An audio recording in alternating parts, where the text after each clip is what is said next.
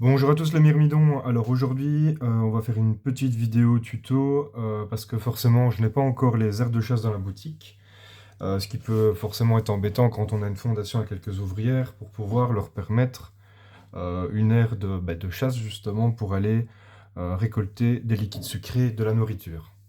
Alors comment ça se passe? Donc habituellement, moi je le fais aussi actuellement pour moi pour l'instant, c'est que je prends le nid, donc le petit spartiate, pour commencer, c'est suffisant, en exemple.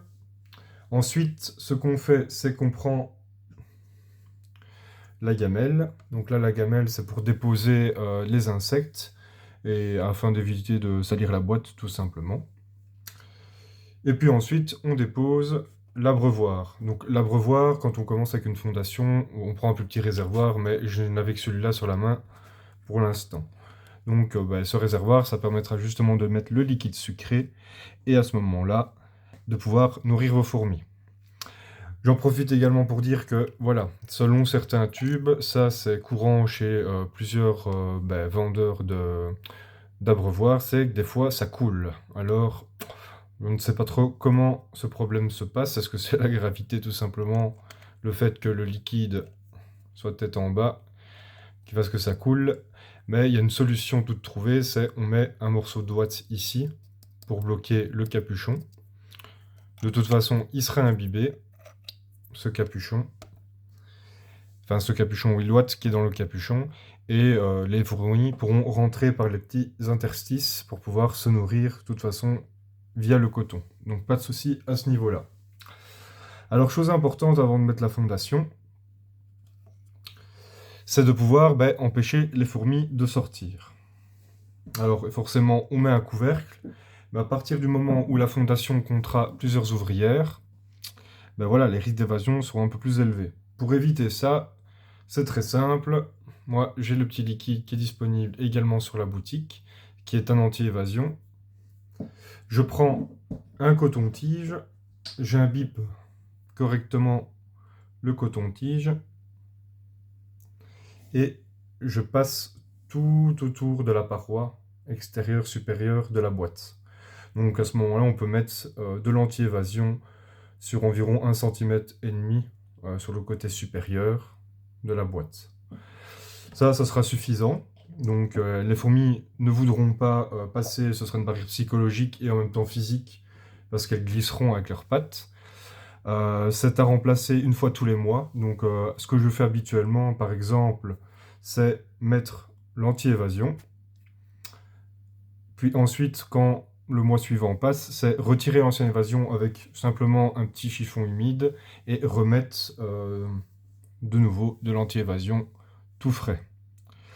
Alors, évitez d'en mettre trop aussi, c'est avec parcimonie, parce que si ça commence à faire des gouttelettes, c'est le bon plan pour noyer vos fourmis dans la gouttelette, parce qu'elles vont s'engluer dedans, se coller, et finiront par mourir, parce qu'elles ne seront plus se déplacer. Ça va? Chose plus importante, c'est d'aller chercher, donc je reviens 2 minutes.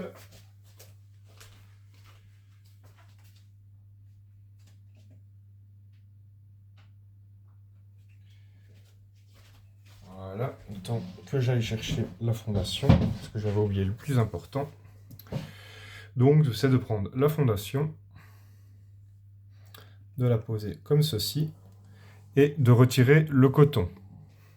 Alors, moi je suis partisan du fait qu'il fallait laisser le temps aux fourmis, parce que voilà, pour éviter de les stresser, etc. C'est juste ouvrir le coton et leur laisser le temps de se balader et de voir si elles veulent aller dans le nid.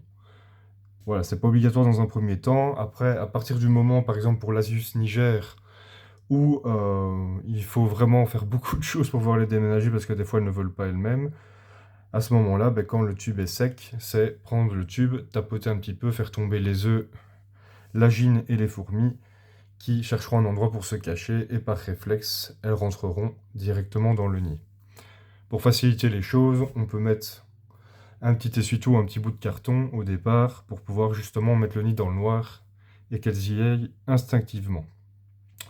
Par la suite, donc je suis toujours en train de travailler là-dessus forcément, je vais prévoir des couvercles également pour couvrir les nids. Donc ça ne coûtera pas plus cher, ça ne rajoutera pas un prix, supérieur, au nid, tel qu'il est actuellement et pour ceux qui peut-être en avaient déjà enfin, pour ceux qui avaient déjà commandé et qui n'en avaient pas reçu, vous me le dites à la prochaine commande et je vous le remettrai forcément avec grand plaisir gratuitement. Ça va? Si vous avez d'autres questions, n'hésitez pas, vous pouvez me poser toutes vos questions sur, les réseaux sociaux, Instagram, Facebook, La Fourmi Spartiate et mon site internet lafourmispartiate.be est disponible forcément en ligne. Je vous souhaite une belle journée, que tout aille bien et ciao les myrmidons!